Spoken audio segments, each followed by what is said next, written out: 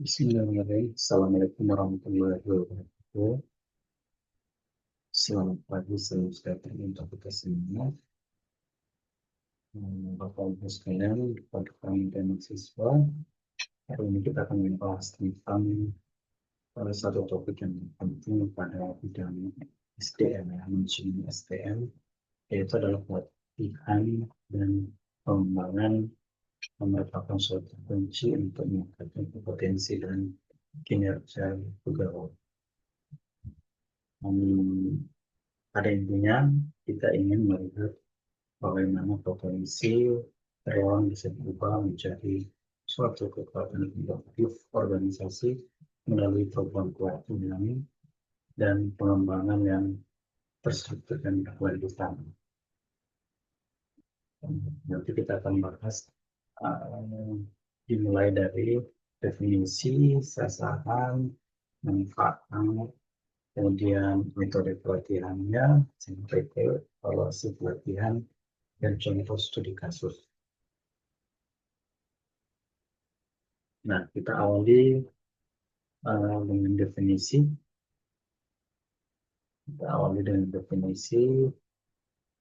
Definisi dari pelatihan itu sendiri adalah pelatihan merupakan suatu proses yang sistematis, ya, dan terstruktur untuk meningkatkan keterampilan, pengetahuan, serta sikap karyawan agar lebih efektif dalam menjalankan pekerjaan yang sedang mereka pegang saat ini. Sementara untuk pengembangan itu sendiri adalah upaya jangka panjang yang berkelanjutan untuk mempersiapkan karyawan menghadapi berbagai tantangan di masa yang akan datang dan peran yang lebih kompleks dalam organisasi. Jadi pelatihan ini lebih fokus ke checkpoint pekerjaan saat ini, sedangkan untuk pengembangan lebih ke real future, karir dan peran di masa depan. Namun keduanya ini saling melengkapi untuk menciptakan tenaga kerja yang independen, adaptif, dan siap menghadapi dinamika perubahan. Nah, berikutnya adalah sasaran pelatihan dan pengembangan. Ada beberapa sasaran dalam pelatihan dan pengembangan ini yang penting untuk diperhatikan adalah yang pertama, peningkatan kemampuan. Nah, di sini termasuk kemampuan teknis maupun non teknis disesuaikan dengan kebutuhan peran dan organisasi. Nah, hal yang kedua adalah perubahan perilaku. Ya, bukan hanya pintar secara pengetahuan, namun juga mereka juga harus merubah perilakunya, ya, agar lebih kolaboratif, lebih disiplin, serta lebih produktif sesuai bidang kerja yang mereka inginkan.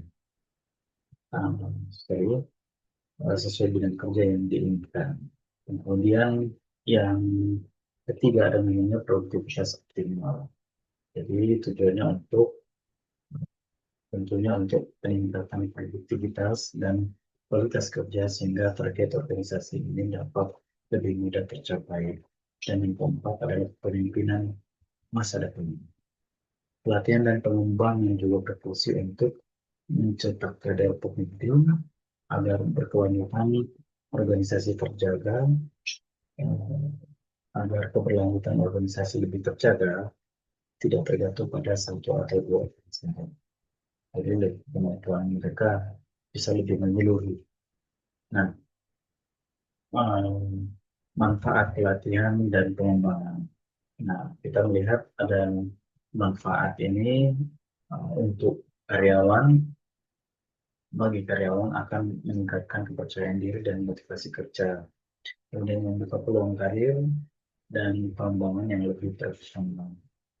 Kemudian meningkatkan kepuasan kerja dan komitmen terhadap organisasi.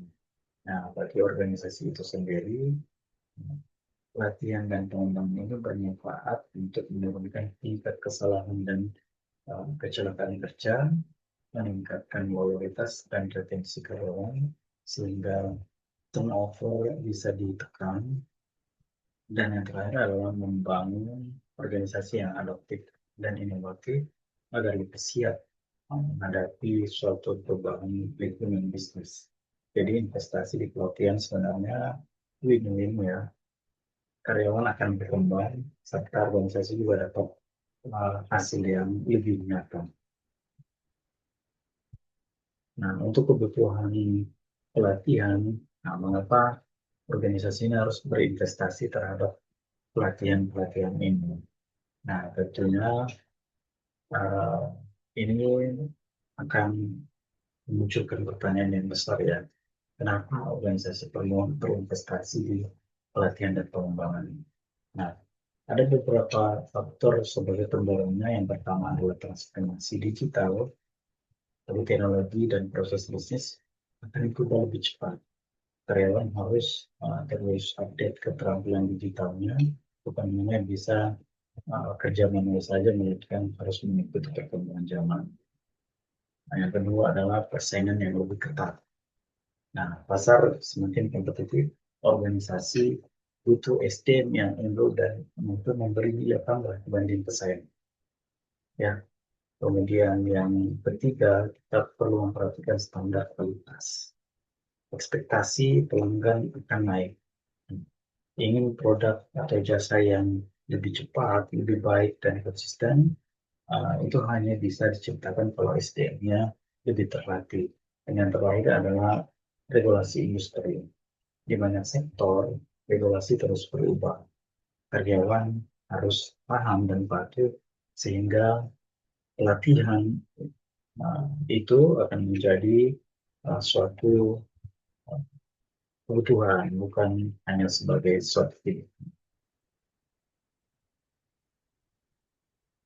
Dari pelatihan ke pengembangan, kalau kita lihat lebih luas, pelatihan dan pengembangan itu adalah perjalanan potensi. Setiap karyawan sebenarnya punya potensi. Melalui program yang lebih terstruktur lagi, kita akan membantu mereka berubah dari pemula yang masih butuh banyak anakan menjadi media yang lebih mandiri, sampai kepada ahli yang bisa menjadi rujukan dan bahkan melatih orang.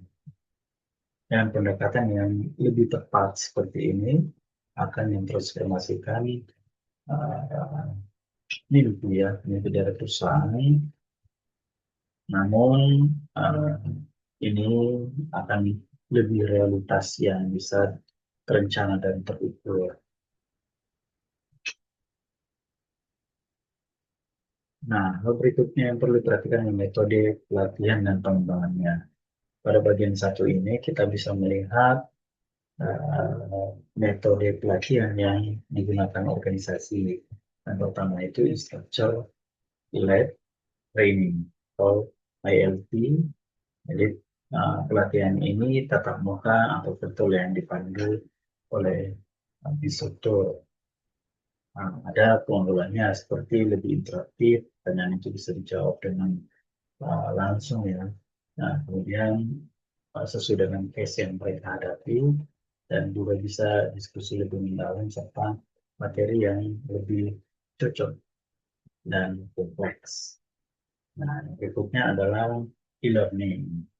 E-learning ini adalah pembelajaran digital yang bisa diakses kapan saja dan di mana saja. Jadi, pelatihan ini bisa lebih fleksibel. Kontennya bisa berupa video, modul interaktif, ataupun sebagainya. Yang berikutnya adalah blended learning atau kombinasi optimal antara ILT dan e-learning tadi, yang bersama untuk menggabungkan kelebihan tatap muka serta fleksibilitas waktu ya. Di banyak organisasi modern saat ini, blended learning yang sering menjadi pilihan para perusahaan. Nah, slide berikutnya kita melihat metode pelatihan di bagian dua. Yang pertama, pembelajaran dari proses pengalaman. Misalnya, simulasi, studi kasus nyata dan role play, serta tidak hanya mendengar tetapi langsung mempraktekkan. Yang kedua adalah coaching dan job shadowing. Ya, karyawan akan belajar melalui pendampingan satu lawan satu dengan atasan atau mentor dan akan mengamati langsung bagaimana pekerjaan dilakukan. Yang ketiga adalah gamifikasi dan pembelajaran imersif dengan menggunakan elemen permainan, tantangan, dan atau lingkungan simulasi yang membuat belajar menjadi lebih menarik dan menantang.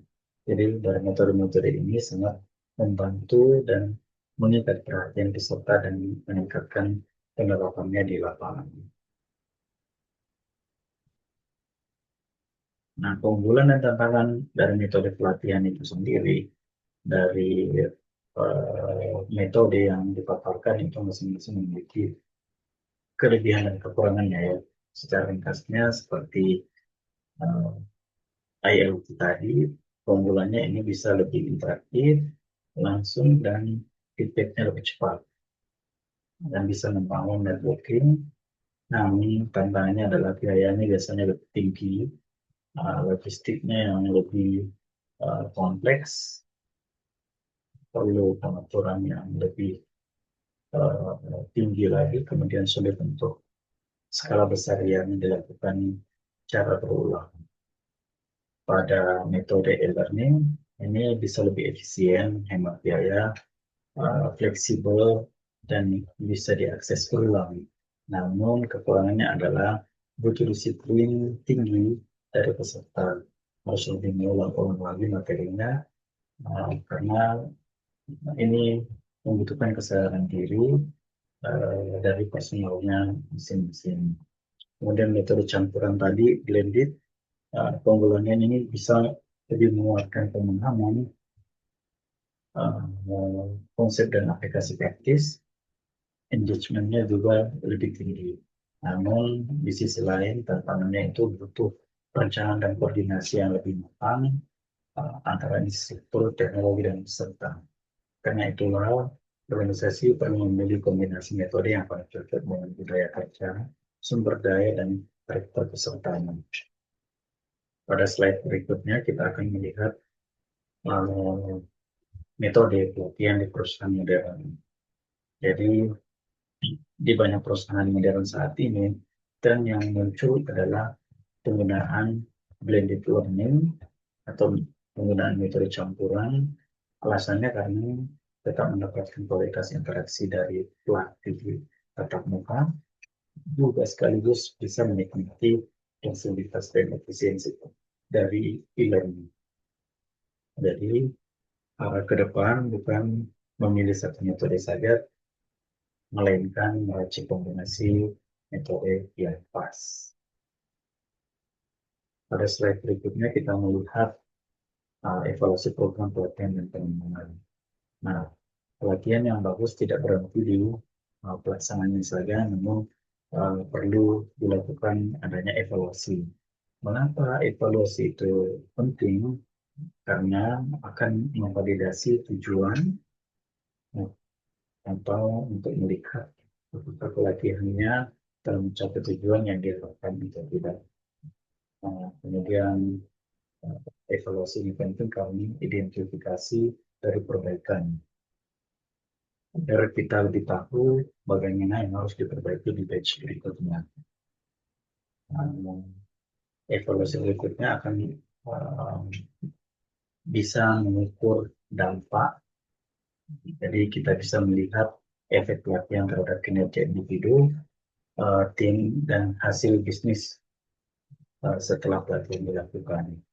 Dan yang terakhir adalah jaminan ROI, memastikan bahwa dana yang dikeluarkan benar-benar kembali dalam bentuk manfaat yang lebih terukur.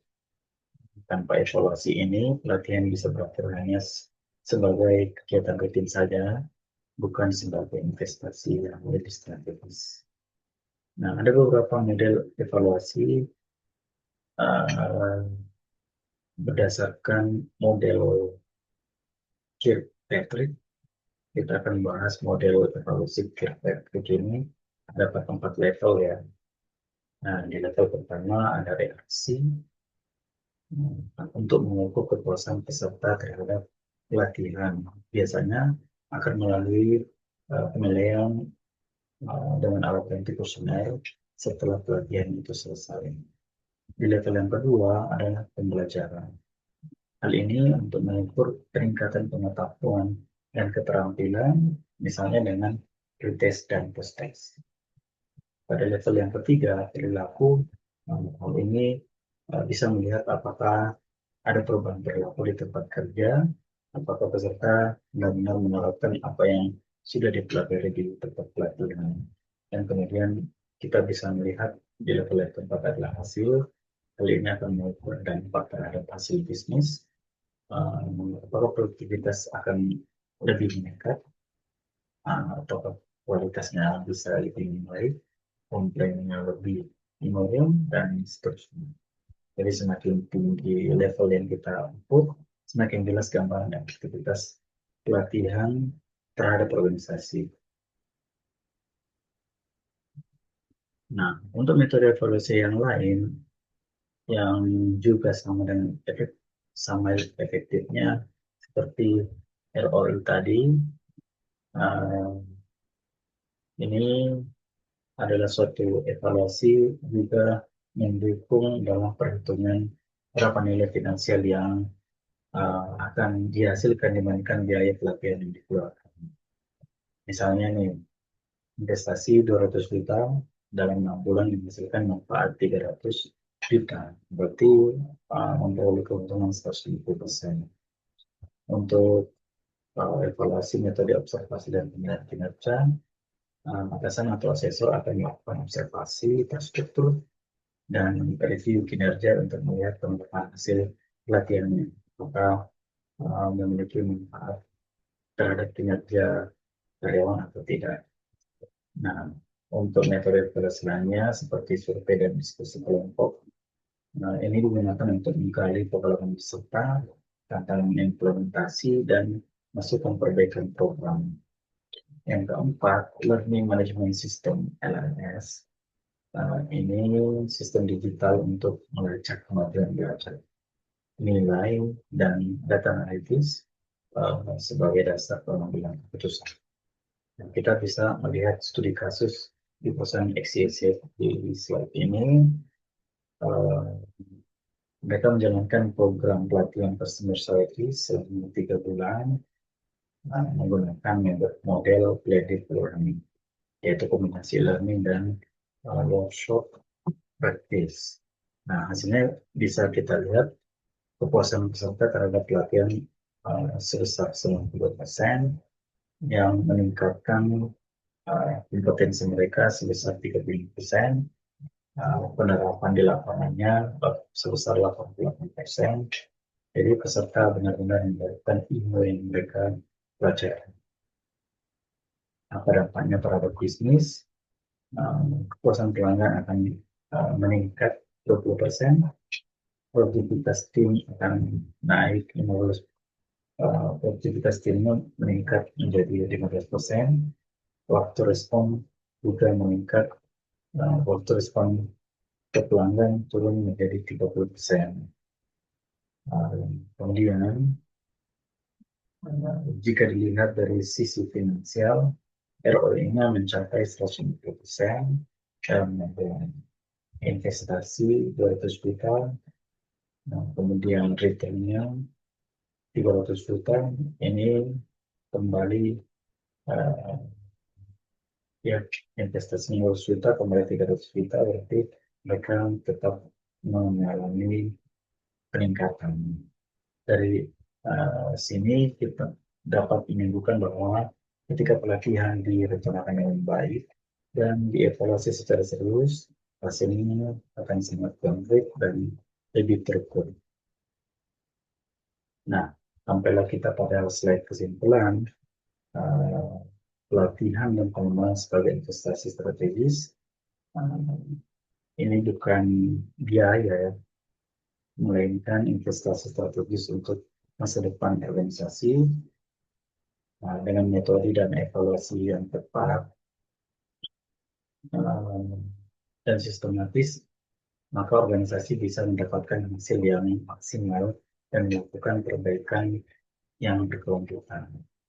Organisasi yang unggul adalah organisasi yang tidak pernah berhenti belajar, baik di tingkat individu maupun di eh, di tingkat institusi. Nah, ada satu kalimat yang akan saya kutip untuk merangkum semuanya. Investasi terbaik adalah investasi pada pengembangan sumber manusia, sumber daya manusia. Organisasi yang unggul adalah organisasi yang terus berjalan. Terima kasih atas perhatiannya. Saya akhiri. Wabillahi taufiq wal hidayah. Wassalamualaikum warahmatullahi wabarakatuh.